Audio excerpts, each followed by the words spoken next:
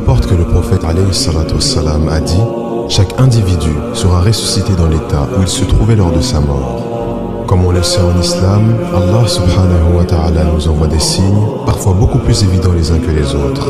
Et on sait qu'au moment de la mort, ou juste avant celle-ci, certains signes nous montrent que la personne sur le point de décéder a une vie qui s'est magnifiquement terminée.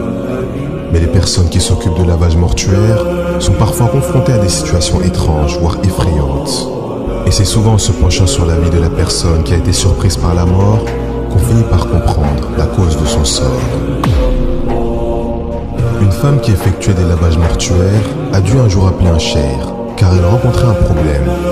Le cheikh lui a alors demandé ce qui se passait, et la femme répondit qu'une femme décédée, pendant qu'elle était en train de la laver, avait une main positionnée sur sa hanche et un pied ou une jambe relevés d'une façon étrange, avec l'autre main étant située à l'arrière de la tête. Le cheikh a alors naturellement répondu à la femme qu'elle devait simplement essayer de les remettre droit. La femme lui dit « Wallahi, j'ai essayé, mais je ne peux pas.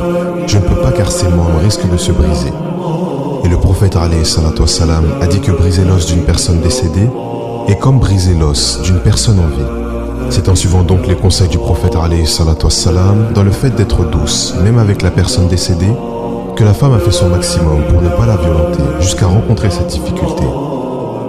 Même pendant le lavage, il ne faut pas utiliser d'eau trop froide ou d'eau qui pourrait brûler, comme si on donnait un bain à cette personne et qu'elle n'était pas décédée.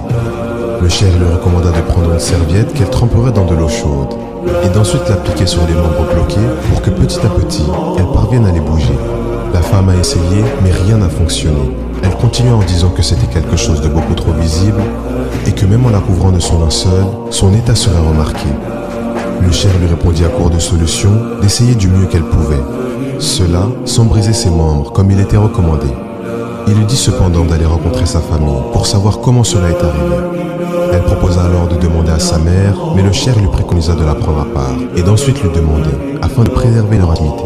Et lorsque la laveuse dit à la mère ce qui était en train de se passer, que malgré ses essais en faisant en sorte de ne pas la violenter, elle n'arrivait pas à bouger certaines parties du corps de sa fille qui venait de décéder. La mère répondit alors « Wallahi, lorsque nous l'avons emmenée, elle était normale. Jusqu'à la pièce destinée au lavage, elle était normale. Et ce n'est qu'une fois qu'elle était à l'intérieur qu'elle est devenue comme ça. » Et ils ont donc dû l'envelopper dans son linceul dans cet état, car malgré tout ce qu'il faisait, rien ne changeait et sa position restait la même. Mais qu'a-t-il bien pu se passer pour que le corps de cette femme reste ainsi bloqué?